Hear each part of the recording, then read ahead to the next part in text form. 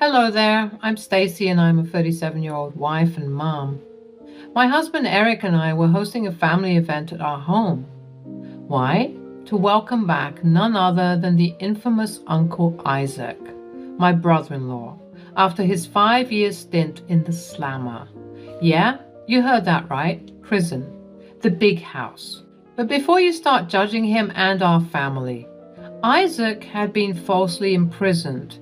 He was at the wrong place at the wrong time, so it took 5 whole years of fighting for his case to finally be reviewed properly and for him to be exonerated. So you can imagine the excitement in the air as we prepared to reunite the family. The party was in full swing and everyone seemed to be having a grand old time. Isaac was at the center of attention, of course, catching up with everyone and regaling us with stories from his time behind bars. He had a special bond with my daughter, Wendy, who used to be close to him before the unfortunate incident that led to his incarceration. I could hear laughter and animated conversations all around the house. The aroma of delicious food filled the air as we indulged in a feast fit for a king. It was a rare moment of joy and togetherness for our family, and I relished the warmth it brought to my heart. After the event extended and everyone left, we were still buzzing with excitement. We were all grateful for the chance to see him alive, happy, and well after his unjust imprisonment. Life resumed its usual rhythm, and it seemed like the storm of family drama had subsided, at least temporarily. However, unfortunately, that buzzing elation after Isaac's return was short-lived.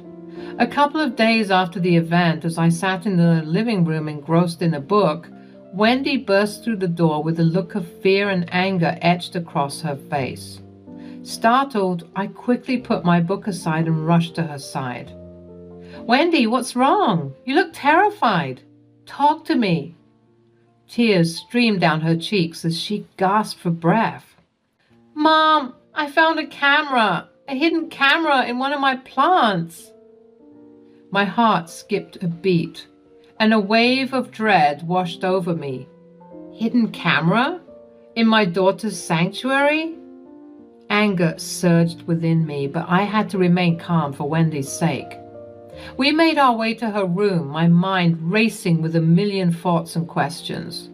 Sure enough, there it was, concealed amidst the lush foliage of her favorite plant, a tiny camera peering into her private moments, violating her sense of security.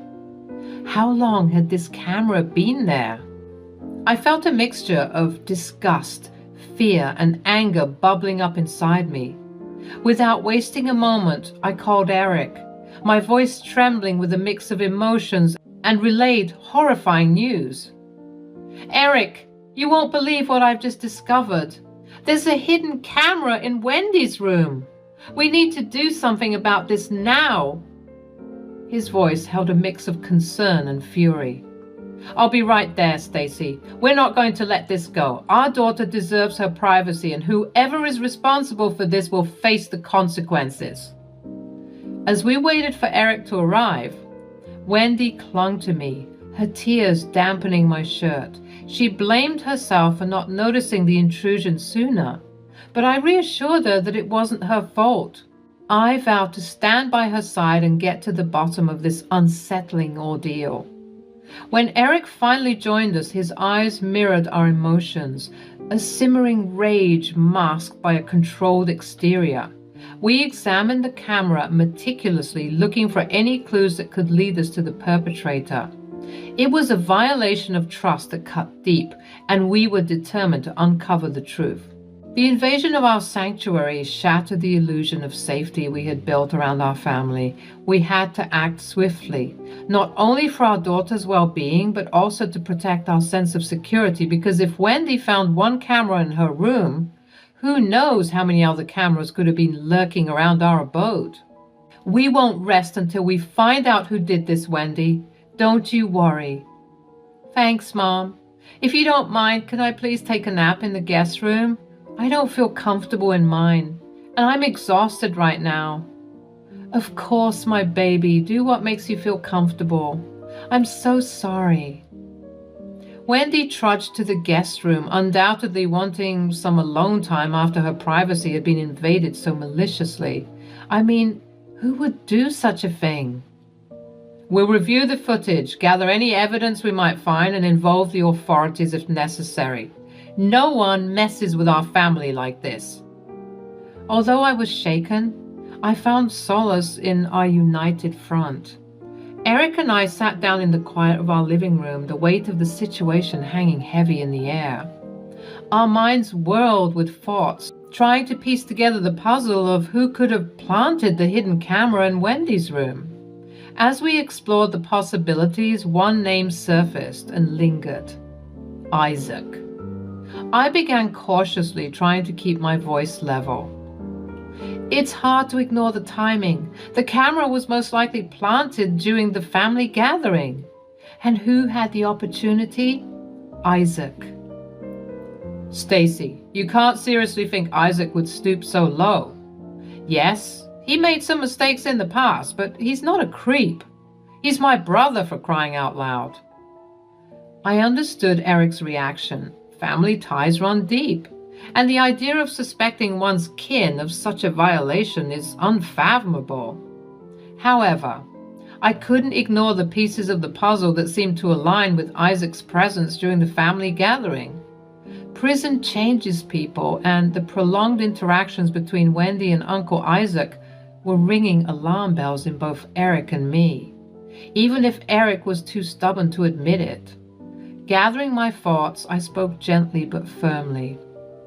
Eric, I know it's difficult to consider, but we have to face the facts. He spent a significant amount of time with Wendy during the gathering, suggesting somewhat of an interest in her. And let's not forget that he just came out of prison. People change, and their actions can be influenced by their experiences. It's our responsibility to protect our daughter, even if it means questioning those closest to us. Eric's shoulders slumped as the weight of the situation bore down on him. He looked torn between loyalty and the cold, hard facts. Slowly he nodded, his voice tinged with a mix of resignation and discomfort. I don't want to believe it, Stacy, but you're right. The timing is uncanny and it's hard to ignore. We need to find out the truth, for Wendy's sake. The thought of confronting Isaac about this betrayal gnawed at our conscience, but it had to be done. The sanctity of our home and the well-being of our daughter depended on it. As we prepared ourselves for the difficult task ahead, we promised each other that we would approach this with caution and compassion. We needed to uncover the truth, not only for our peace of mind, but also to protect Wendy from any further harm. Days turned into nights, and Eric remained torn between loyalty to his brother and the unsettling suspicion that hung in the air. The weight of the situation pressed upon us, straining our relationship with Isaac and casting a shadow over our family. As we navigated the treacherous waters of uncertainty, a plan began to form in my mind. A risky yet necessary plan to catch the culprit red-handed. I approached Eric with my idea, explaining that hosting another family gathering might be the key to uncovering the truth. Think about it, Eric. Whoever planted that camera would most likely seize any opportunity to retrieve it. This event, purely meant for family togetherness, presents the perfect chance for the culprit to strike again. Eric hesitated, his emotions still tangled in a web of conflicting loyalties. But as I laid out the logic and the urgency of our situation, he eventually agreed that we needed to exhaust all possibilities before involving the authorities. It was a difficult decision, but one we had to make to safeguard our family and restore our sense of security. I picked up the phone and dialed Tina's number, Isaac's wife. Hey Tina, we were thinking of hosting another family get-together. Just wanted to see if you and Isaac would be available. Tina's response was almost too enthusiastic. She eagerly agreed, expressing her excitement for yet another family gathering. It struck me as a bit odd, considering she was normally the reserved type, but I pushed those thoughts aside, attributing her behavior to a genuine love for family bonding. With the plans set in motion, Eric and I busied ourselves with the preparations. Our home, once again, became a hub of anticipation and unease. Every nook and cranny was checked and rechecked for any signs of intrusion. We aimed to create an atmosphere of normalcy, hiding our true intentions beneath layers of hospitality and warmth. The stakes were high, and the fate of our family hung in the balance. As the day of the gathering approached, I couldn't help but feel a mix of anxiety and determination. We were walking a tightrope, unsure of what awaited us at the other end. But we were ready to face it head on to protect our daughter and ensure the sanctity of our home. The day of the gathering arrived, and the familiar faces of our family members filled our home once again. The air crackled with anticipation, but beneath the surface, tension simmered. Uncle Isaac, ever the charismatic figure, greeted everyone with his charm, but his warmth was met with icy reserve from both Eric and me. Our suspicions hung heavy between us, casting a somber shadow over the event. To ensure Wendy's safety and protect her from any potential harm, we made the difficult decision to keep her away from the gathering by sending her on a sleepover at one of her friends' places. We assured her that it was for the best, not revealing the true nature of our fears. With her absence, our focus sharpened, and we resolved to keep a vigilant eye on anyone venturing in the direction of Wendy's room. As the party swung into motion, laughter and conversation filled the air, camouflaging our underlying mission. Eric and I played the role of gracious hosts, all the while scanning the crowd for any signs of suspicious behavior. Our sleuth game was on point. The night progressed, the rhythm of music and dance providing a backdrop to our hidden agenda. Amidst the festivities, I couldn't help but notice Tina's peculiar movements. She frequently excused herself, disappearing into the bathroom with a sense of urgency. My instincts sharpened, and I couldn't shake off the nagging feeling that something was amiss. Curiosity getting the better of me, I decided to approach her. As Tina made her way towards the bathroom once again, I followed discreetly, my heart pounding in my chest. To my surprise, instead of entering the bathroom, she veered off into Wendy's room.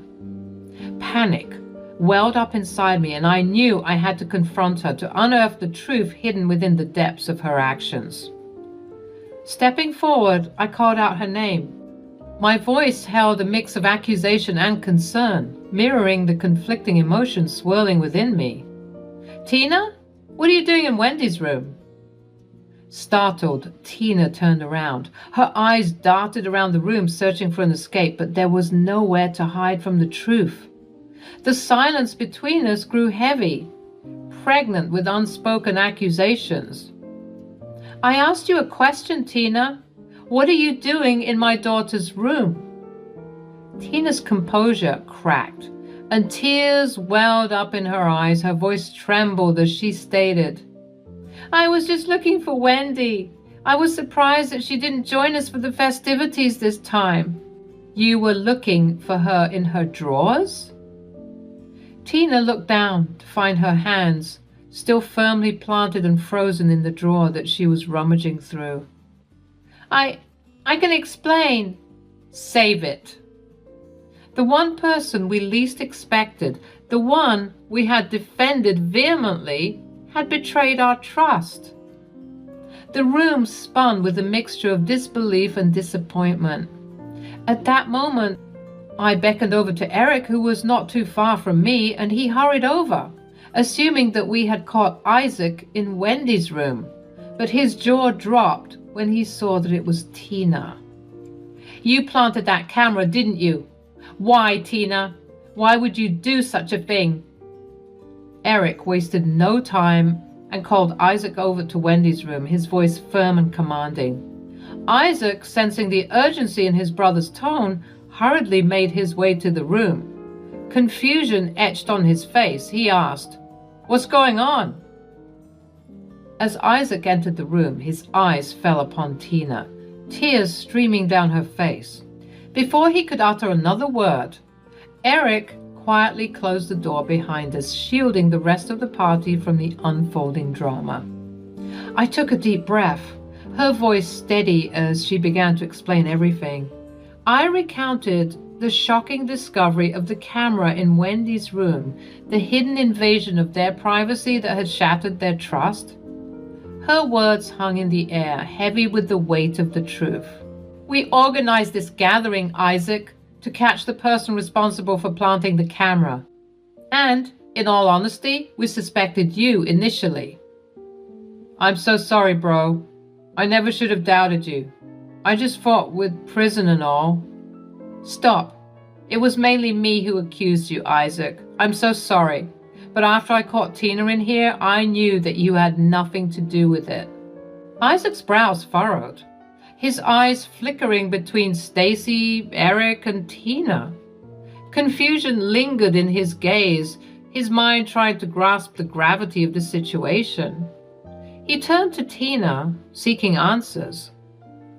"Tina, why were you in Wendy's room? What's happening?" "We found Tina rummaging through Wendy's belongings. She was the one who left the camera in there." "Now that everyone is present, Tina, you need to explain yourself. Why would you do something like this?" Tina's gaze darted around the room, seeking solace in her husband's support, but Isaac's face mirrored the shock and confusion that gripped the room. He couldn't fathom why Tina would resort to such invasive measures, especially against her own family. Fine, you caught me. Yes, it was me who left the camera in Wendy's room. I was coming here to retrieve that." "We know that. We caught you. We just want to know why." "It's because I'm jealous, okay?" Tina's confession hung in the air and her motives laid bare for all to see. She admitted with a mixture of shame and frustration that her actions stemmed from her jealousy of Wendy. She had noticed Isaac and Wendy conversing frequently during the previous family gathering, and it ignited a spark of envy within her. She questioned what made Wendy so special, what drew Isaac's attention and affection towards her. Isaac couldn't help but interject, his voice laced with both defensiveness and genuine concern. "Tina, you know I love Wendy, but not in a creepy way or anything like that. Being an uncle is important to me. I was simply checking up on Wendy, making sure she was doing well. It was out of love and family concern, nothing sinister or inappropriate. You know that." "Oh yeah? Then why were you always praising Wendy, going on and on about how amazing she is and how well she's doing in school? It made me wonder what was so special about her." "So you're acting crazy because I'm a proud uncle, Tina? Tell me, is there something wrong with being a proud uncle? I have every right to appreciate and support Wendy. It's not about favoritism or anything more than genuine love for my niece. I didn't think that you'd feel this way." Trying to navigate through the tumultuous emotions in the room, I directed my attention to Tina. I asked, "Tina, what were you hoping to uncover by planting the camera? What did you expect to find exactly?" "I just wanted to see how Wendy lives her life, you know? Maybe if I could understand her better and emulate her actions, I could gain the same praise and attention from you, Isaac. I wanted to feel valued like her." "You're a creep, Tina. Jealous of a teenager? How low can you sink? This is beyond messed up." So, after the awkward silence that could put a library to shame, Eric decided to pull the plug on the party. Good call, I must say. The last thing we needed was to keep a party going after discovering Tina's true nature. The resident creep of the year. With the room now cleared of all the relatives, it was just Eric and me left to grapple with the aftermath of Tina's little escapade. Let me tell you, it wasn't a pretty sight. I let loose on Tina, unleashing a verbal barrage that could make a sailor blush. I mean, who does that? Who plants a damn camera in their niece's room? Sick in the head, that's who. Isaac, poor Isaac, stood there like a lost puppy, disappointment etched all over his face. I guess he couldn't fathom what kind of twisted game his beloved wife was playing. Can't say I blame him. I'd be equally dumbfounded if my better half turned out to be a grade A lunatic. As the dust settled and our emotions ran dry, Eric and I found ourselves sitting in our once cheerful home, now tainted by the sinister acts of one family member. The next day, when Wendy came home, it was my job to spill the beans, to expose the whole twisted truth.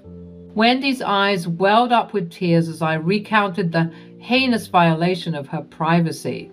The poor girl, innocent and unsuspecting, couldn't fathom that someone in our own family could stoop so low. Trust shattered.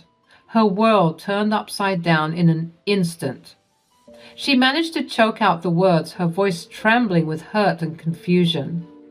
"Mom, I never thought that anyone would do this to me. Tina? Seriously?" I shook my head, unable to wrap my mind around it. "Believe me, Wendy, none of us saw this coming. Tina's gone off the deep end for sure."